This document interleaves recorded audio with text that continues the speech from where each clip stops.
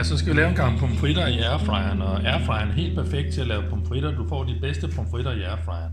Den måde, du skal lave det på, jeg har købt sådan nogle bølgepomfritter her fra Coop. Dem kan man købe i Brugsen, i Kvickly og nogle gange også i Coop 365 discount.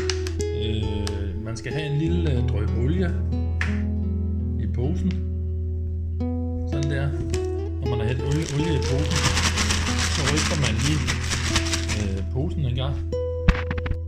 Ja, og efter jeg har proppet olie på pomfritterne i posen, har jeg hældt dem op i kurven i airfryer, og så skal de have 180 grader på airfryer, og så skal de have 14 minutter. Sådan der.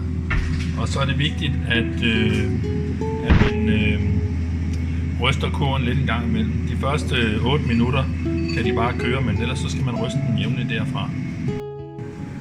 Ja, man skal lige huske at kigge lidt til pomfritterne og se hvordan så lige ryste dem en gang.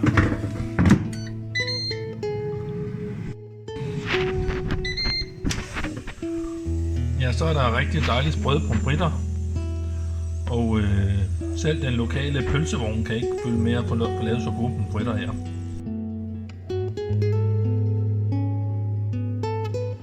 Ja, så er der rigtig dejlige sprøde pomfritter. Her på kanalen kan du også se, hvordan man laver kyllingbryst med bacon. Der kommer lige et link. Husk at subscribe på kanalen og giv også gerne videoen et like.